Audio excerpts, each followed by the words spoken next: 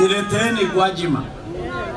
Ana historia ya matukio na kauli zenye utata, lakini mara hii Gwajima amejitokeza kama mkosoaji wa matukio ya utekaji na watu kupotea ambayo yamekuwepo Tanzania kwa kipindi cha muda sasa, hata baadhi ya watu waliotekwa kuuawa. Sitaki utekaji na watu kupotea kwenye mazingira ya kutatanisha. Ukosoaji huo sasa unaonekana kumuingiza kwenye patashika na viongozi wakuu wa chama chake tawala. Tusigwajima na hizi chama chetu, magwajima tuyaache nje.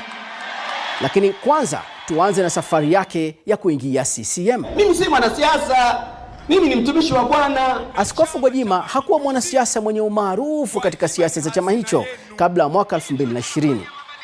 Uchaguzi wa mwaka huo ndio ulimuingiza rasmi katika maisha ya kisiasa na kuwa mbunge hadi leo. Tuwe tunafanya mabadilishano, muulize mwenzako hujafika Marekani hapo. Wakati huo pia aliungwa mkono na kiongozi mkuu wa nchi hiyo, Rais John Magufuli, wakati wa mbio za kuwania ubunge. Muniletee Gwajima pamoja na madiwani wake, muone kama sitafanya. Kauli ya Gwajima kuhusu utekaji haikupokewa vyema na chama chake. Kuna wabunge wenzake walimkosoa. Ameanza kutuchokonoa. Mimi nakiuliza chama changu, Chama cha Mapinduzi, huyu bwana ana kadi ya chama huyu.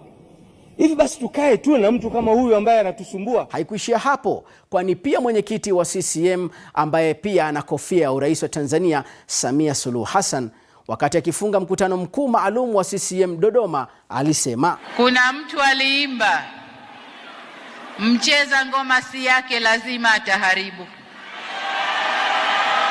Akasema hawi sawa na wenzake, yeye anakuwa majudhubu. Majudhubu ni mtu ambaye hazimo hivi. Sasa mwanzoni mwa wiki, vyombo vya habari nchini Tanzania hususan kupitia kurasa za mtandaoni viliripoti kuwa msajili wa jumuiya za kiraia Emmanuel RM Kihampa amefuta usajili wa Glory Christ Tanzania Church, maarufu kama Kanisa la Ufufuo na Uzima, linaloongozwa na Bwana Askofu Josephat Gwajima.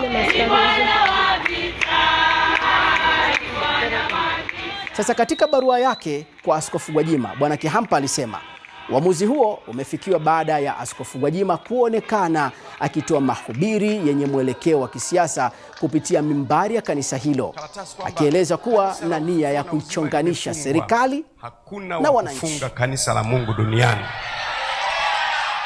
Sasa kabla ya kuingia kwenye shughuli za kisiasa, Gwajima hajaacha kuwa mtu mwenye utata kupitia kauli zake.